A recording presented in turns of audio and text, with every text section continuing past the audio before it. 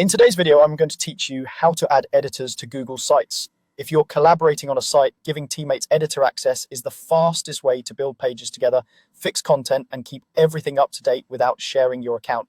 Let's walk through the process clearly from start to finish.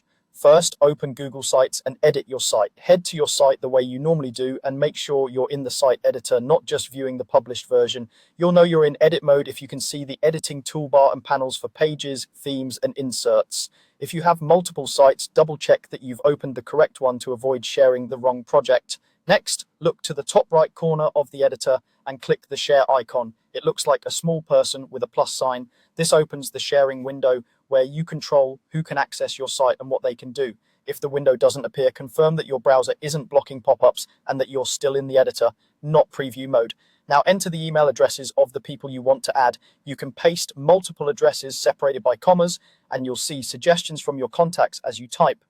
Take a moment to verify spelling and make sure you're adding the correct people, especially if your organization has similar names.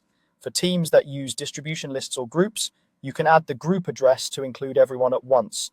Before you send the invites, choose Editor as their access level. There's a drop down next to each person's name. Change it to Editor. Editors can help create and update pages, adjust layouts, and modify text and images, which is ideal for day-to-day collaboration.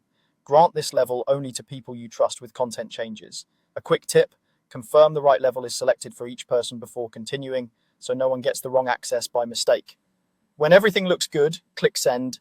To invite them, you can include a short note to provide context, like what part of the site they'll work on, but that's optional. After you send, they'll receive an email with a link to the site and can start editing as soon as they accept. If someone says they didn't get the email, remind them to check spam or simply share the site link again from the same sharing window. That's it, you've successfully added editors to your Google site, making collaboration smoother and faster.